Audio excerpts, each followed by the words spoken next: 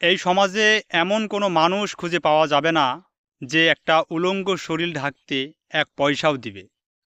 কিন্তু ঠিকই এই সমাজের অনেক মানুষ আছে যে উলঙ্গ শরীর দেখার জন্য হাজার হাজার টাকা খরচ করছে। কথাটা কেন বলছি? যদি কোনো অসহায় পরিবারের কোনো মেয়ে যদি থাকে, তাকে সাম্রাজ্যশালী কিছু লোক থাকে যারা দেখা যায় যে বিভিন্ন প্রলোভন এবং পারিবারিক চাপ দেখিয়ে বিবাহ করতে চায়, এমনকি তাদেরকে নষ্টও করতে চায়। এমনকি বাংলাদেশে এরকম বিভিন্ন কাহিনী আছে যারা ধর্ষণও হয়েছে। আরও যদি বলি, বাংলাদেশের রাস্তাঘাটে অসংখ্য অসহায় মেয়ে ছেলে পড়ে থাকে, দেখতে সুন্দর হলেও তাদের মানুষ কিন্তু কখনো সাহায্য করে না। যদিও ওই রাস্তার একটি মেয়েকে যদি কোনো ভালো অনুষ্ঠান কনসার্টে যদি প্যান্ডেল ঘিরে যদি বলা যায় বা মাইকিং এলাকায় যদি করা যায় যে আজকে অমুক জায়গাতে একটা অনুষ্ঠান আছে, সেখানে সুন্দরী রমণী নাচানাচি করবে, তাহলে মানুষ সেখানে হাজার হাজার টাকা খরচ করে ওই উলঙ্গ ড্যান্স দেখতে যাবে, একটিবারও ভেবে চিন্তে দেখবে না। কিন্তু এই সমাজের মানুষ এতটাই নিকৃষ্ট যে একজন সুস্থ সবল মানুষকে অসহায় তাকে সাহায্য করবে এবং তাকে ভালো পর্যায়ে নিয়ে যাবে, এটা কখনোই কেউ চায় না। আসলে সমাজে মানুষের মন যতটা নিকৃষ্ট হতে পারে এগুলো দেখলেই বোঝা যায়।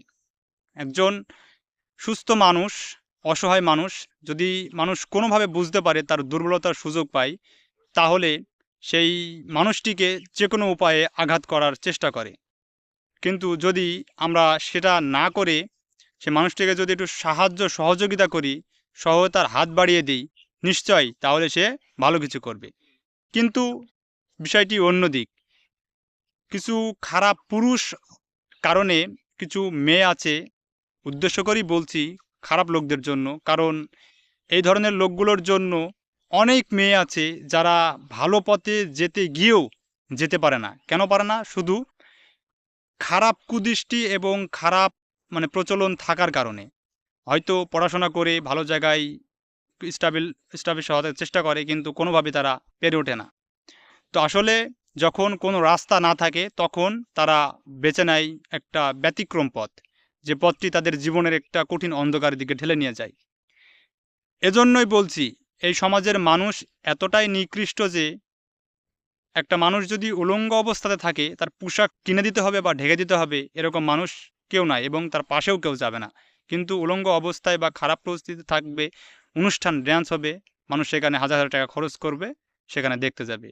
এটাই হচ্ছে আমাদের সমাজের মানুষের বিবেক বিবেচনা এবং রুচি।